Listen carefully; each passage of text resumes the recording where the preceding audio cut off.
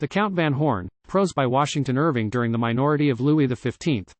While the Duke of Orleans was Regent of France, a young Flemish nobleman, the Count Antoine Joseph Van Horn made his sudden appearance in Paris, and by his character, conduct, and the subsequent disasters in which he became involved, created a great sensation in the high circles of the proud aristocracy.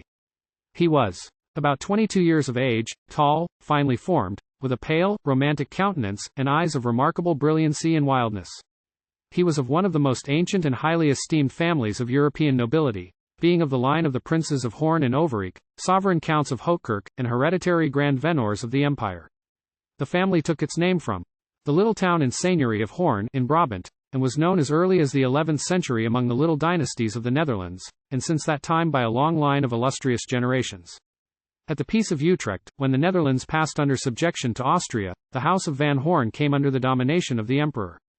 At the time we treat of, two of the branches of this ancient house were extinct. The third and only surviving branch was represented by the reigning prince, Maximilian Emanuel Van Horn, 24 years of age, who resided in honorable and courtly style on his hereditary domains at Baussigny, in the Netherlands, and his brother, the Count Antoine Joseph, who is the subject of this memoir.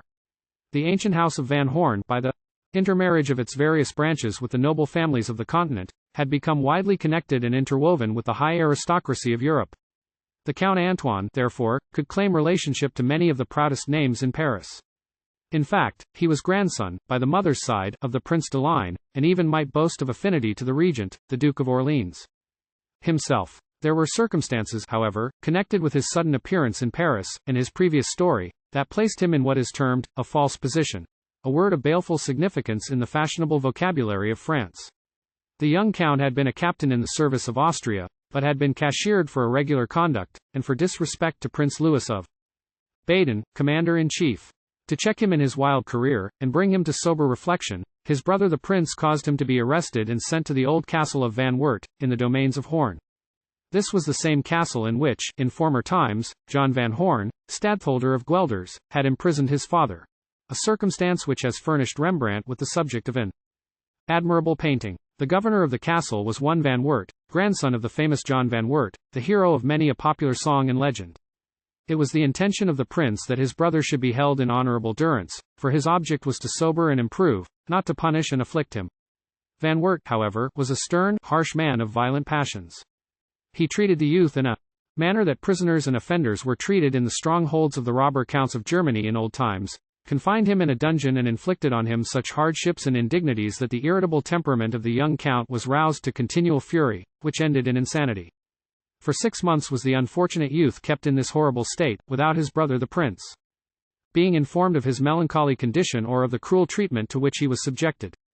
At length, one day, in a paroxysm of frenzy, the count knocked down 2 of his jailers with a beetle, escaped from the castle of Van Wert, and eluded all pursuit, and after roving about in a state of distraction, made his way to Baussigny and appeared like a scepter before his brother. The prince was shocked at his wretched, emaciated appearance and his lamentable state of mental alienation. He received him with the most compassionate tenderness, lodged him in his own room, appointed 3 servants to attend and watch over him day and night, and endeavored by the most soothing and affectionate assiduity to atone for the past act of rigor with which he reproached himself.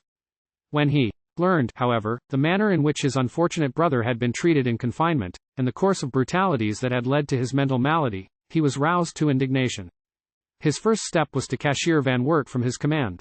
That violent man set the prince at defiance, and attempted to maintain himself in his government and his castle by instigating the peasants, for several leagues round, to revolt. His insurrection might have been formidable against the power of a petty prince, but he was put under the ban of the empire and seized as a state prisoner. The memory of his grandfather, the oft-sung John Van Wert, alone saved him from a gibbet, but he was imprisoned in the strong tower of Hornopzee. There he remained until he was 82 years of age, savage, violent, and unconquered to the last, for we are told that he never ceased fighting and thumping as long as he could close a fist or wield a cudgel. In the meantime a course of kind and gentle treatment and wholesome regimen, and, above all, the tender and affectionate assiduity of his brother, the prince, produced the most salutary effects upon Count Antoine. He gradually recovered his reason, but a degree of violence seemed always lurking at the bottom of his character, and he required to be treated with the greatest caution and mildness, for the least contradiction exasperated him. In this state of mental convalescence, he began to find the supervision and restraints of brotherly affection insupportable, so he left the Netherlands furtively and repaired to Paris. Whither, in fact, it is said he was called by motives of interest, to make arrangements concerning a valuable estate which he inherited from his relative, the Princess d'Épinay. On his arrival in Paris, he called upon the Marquis of Créqui, and other of the high nobility with whom he was connected. He was received with great courtesy. But, as he brought no letters from his elder brother, the prince, and as various circumstances of his previous history had transpired, they did not receive him into their families, nor introduce him to their ladies. Still they fêted him in bachelor style, gave him gay and elegant suppers at their separate apartments, and took him to their boxes at the theatres. He was often noticed, too, at the doors of the most fashionable churches, taking his stand among the young men of fashion, and at such times, his tall, elegant figure, his pale but handsome countenance, and his flashing eyes, distinguished him from among the crowd, and the ladies declared that it was almost impossible to support his ardent gaze. The Count did not afflict himself much at his limited circulation in the fastidious circles of the high aristocracy. He relished society of a wilder and less ceremonious caste, and meeting with loose companions to his taste, soon ran into all the excesses of the capital, in that most licentious period. It is said that, in the course of his wild career, he had an intrigue with a lady of quality, a favorite of the regent, that he was surprised by that prince in one of his interviews, that sharp words passed between them, and that the jealousy and vengeance thus awakened, ended only with his life. About this time, the famous Mississippi scheme of law was at its height, or rather it began to threaten that disastrous catastrophe which convulsed the whole financial world. Every effort was making to keep the bubble inflated. The vagrant population of France was swept off from the streets at night, and conveyed to Havre de Grace, to be shipped to the projected colonies. Even laboring people and mechanics were thus crimped and spirited away. As Count Antoine was in the habit of sallying forth at night, in disguise, in pursuit of his pleasures, he came near being carried off by a gang of crimps. It seemed, in fact, as if they had been lying in wait for him, as he had experienced very rough treatment at their hands. Complaint was made of his case by his relation, the Marquis de Créqui, who took much interest in the youth, but the Marquis received mysterious intimations not to interfere in the matter, but to advise the Count to quit Paris immediately. If he lingers, he is lost. This has been cited as a proof that vengeance was dogging at the heels of the unfortunate youth, and only watching for an opportunity to destroy him. Such opportunity occurred but too soon. Among the loose companions with whom the Count had become intimate, were two who lodged in the same hotel with him. One was a youth only 20 years of age, who passed himself off as the Chevalier d'Étampes, but whose real name was Lestang, the prodigal son of a Flemish banker. The other, named Laurent de Mille, a Piedmontese, was a cashiered captain, and at the time an esquire in the service of the dissolute Princess de Carignan, who kept gambling tables in her palace. It is probable that gambling propensities had driven these young men together, and that their losses had brought them to desperate measures. Certain it is, that all Paris was suddenly astounded by a murder which they were said to have committed. What made the crime more startling, was, that it seemed connected with the great Mississippi scheme, at that time the fruitful source of all kinds of panics and agitations.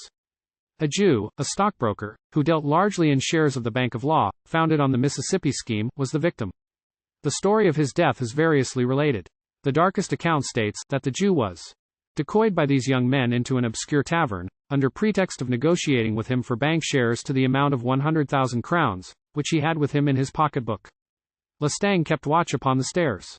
The Count and de Mille entered with the Jew into a chamber. In a little while there were heard cries and struggles from within. A waiter passing by the room, looked in, and seeing the Jew weltering in his blood, shut the door again, double-locked it, and alarmed the house.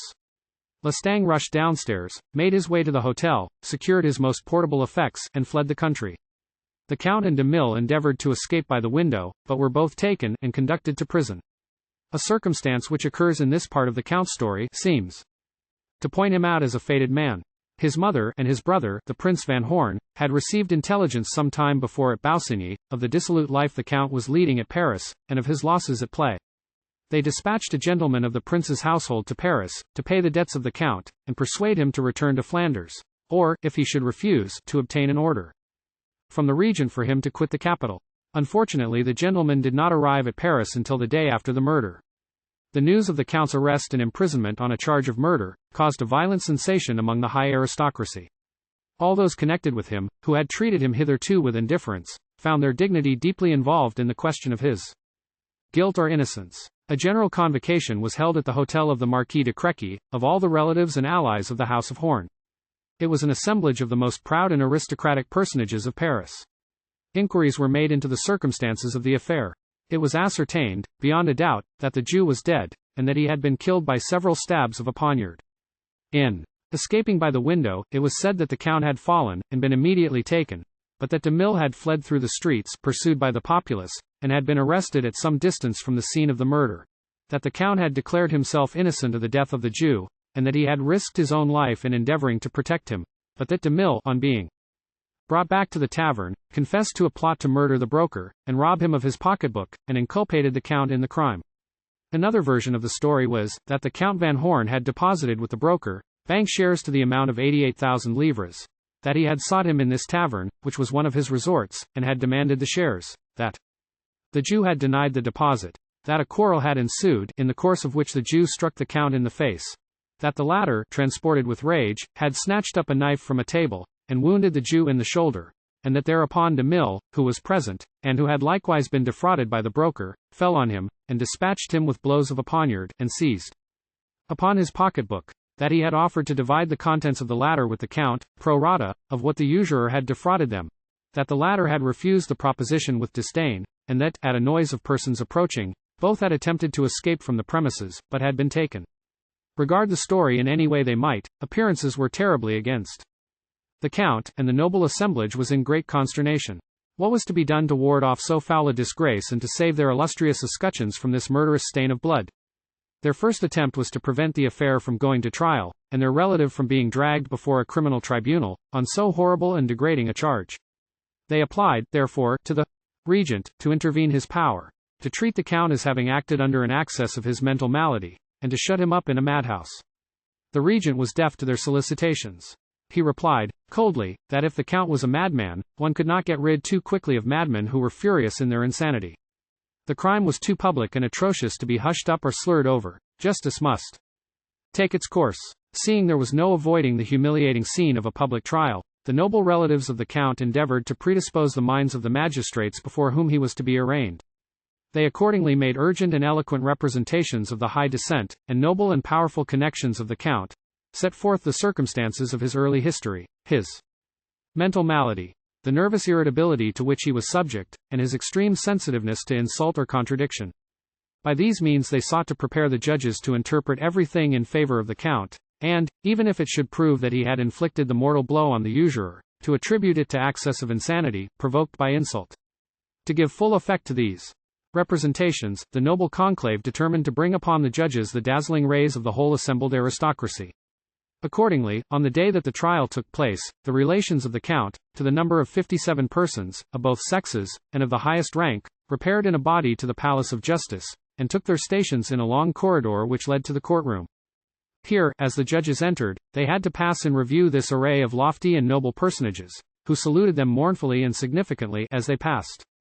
Anyone conversant with the stately pride and jealous dignity of the French noblesse of that day, may imagine the extreme state of sensitiveness that produced this self-abasement. It was confidently presumed, however, by the noble suppliants, that having once brought themselves to this measure, their influence over the tribunal would be irresistible. There was one lady present, however, Madame de Beaufremont, who was affected with the Scottish gift of second sight, and related such dismal and sinister apparitions as passing before her eyes, that many of her female companions were filled with doleful presentiments. Unfortunately for the Count, there was another interest at work, more powerful even than the high aristocracy. The all-potent Abbé Dubois, the grand favorite and bosom counselor of the Regent, was deeply interested in the scheme of law, and the prosperity of his bank, and of course in the security of the stockbrokers. Indeed, the Regent himself is said to have dipped deep in the Mississippi scheme. Dubois and Law, therefore, exerted their influence to the utmost to have the tragic affair pushed to the extremity of the law, and the murder of the broker punished in the most signal and appalling manner. Certain it is, the trial was neither long nor intricate. The Count and his fellow prisoner were equally inculpated in the crime, and both were condemned to a death the most horrible and ignominious, to be broken alive on the wheel. As soon as the sentence of the court was made public, all the nobility, in any degree related to the house of Van Horn, went into mourning. Another grand aristocratical assemblage was held, and a petition to the Regent, on behalf of the Count, was drawn out and left with the Marquis de Créqui for signature. This petition set forth the previous insanity of the Count, and showed that it was a hereditary malady of his family. It stated various circumstances in mitigation of his offense, and implored that his sentence might be commuted to perpetual imprisonment. Upward of 50 names of the highest nobility, beginning with the Prince de Ligne, and including cardinals, archbishops, dukes, marquises, etc., together with ladies of equal rank, were signed to this petition. By one of the caprices of human pride and vanity, it became an object of ambition to get enrolled among the illustrious suppliants, a kind of testimonial of noble blood, to prove relationship to a murderer. The Marquis de Créqui was absolutely besieged by applicants to sign, and had to refer their claims to this singular honor, to the Prince de Ligne, the grandfather of the Count. Many who were excluded, were highly incensed, and numerous feuds took place. Nay, the affronts thus given to the morbid pride of some aristocratical families, passed from generation to generation.